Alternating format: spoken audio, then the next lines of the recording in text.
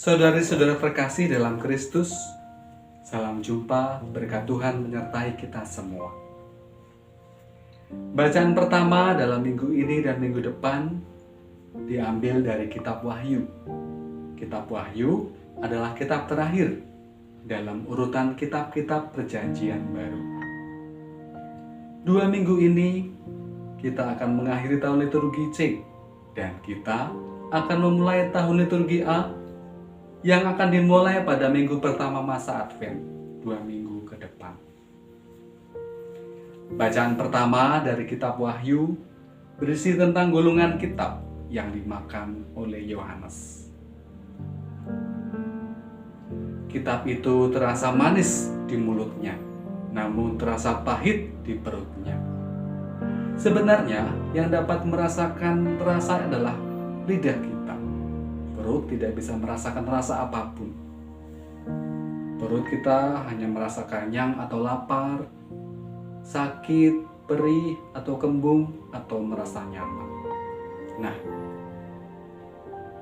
kalimat terasa pahit di perutku melambangkan penderitaan dan penganiayaan yang dialami oleh gereja dalam perjalanannya menuju tanah air surgawi.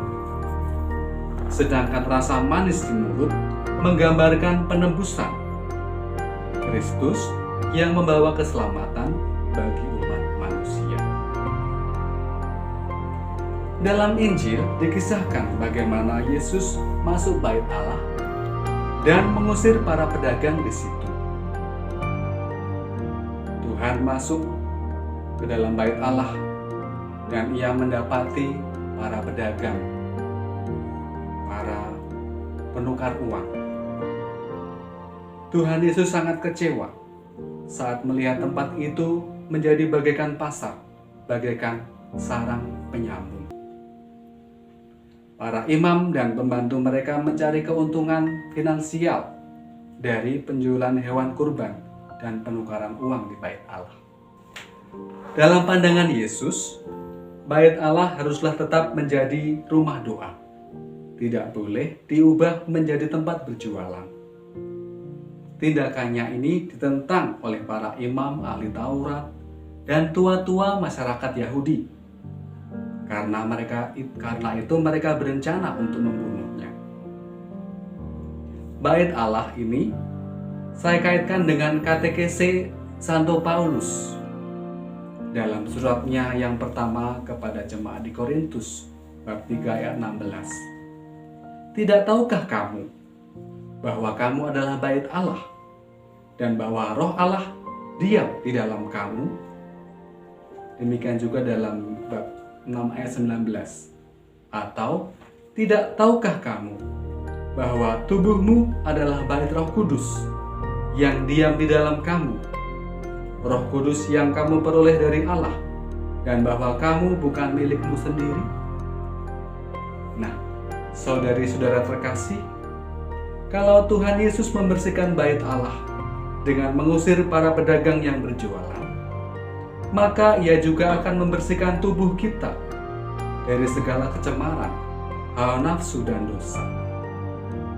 Ketika kita mengundang Tuhan masuk ke dalam hati kita dan kita menyerahkan diri kepadanya serta memberikan diri kita dibimbing olehnya, maka pertama-tama ia akan menjadikan hati kita sebagai miliknya satu-satunya, menjadi bersih dan murni.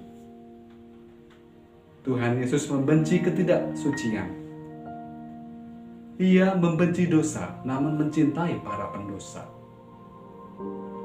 Ia ingin menjadikan hati kita sebagai tempat tinggalnya, sebagai tempat kediaman yang menyenangkan hatinya dan berkenan kepadanya. Saudari-saudara terkasih, apakah yang akan Anda lakukan bila Anda kedatangan tamu spesial? Saya percaya Anda akan membersihkan kamar atau rumah Anda, menyapu, mengelap, mengepel, dan menghias rumah atau kamar kita. Kita akan berusaha menunjukkan kasih dan hormat kita kepada tamu kita, merasa menunjukkan bahwa Dia merasa dihormati dan dihargai dengan sikap kita, dengan kerapian rumah kita, dan terutama keramah tamahan kita, sehingga hubungan tetap terus harmonis berlanjut. Nah, Tuhan Yesus pada hari ini masuk bait Allah dan mengusir para pedagang yang berjualan. Dia adalah tamu istimewa di hati kita. Dalam perayaan Ekaristi, Tuhan Yesus datang dengan sabda dan tubuhnya. Ia sendiri, Raja segala raja, Tuan segala tuan, Pencipta segala ciptaan, merendahkan dirinya, turun ke bumi dalam rupa roti dan menjadi santapan kita. Bukankah ini anugerah terbesar bagi kita? Dia yang Maha Kudus rela bergaul dengan kita para pendosa. Nah,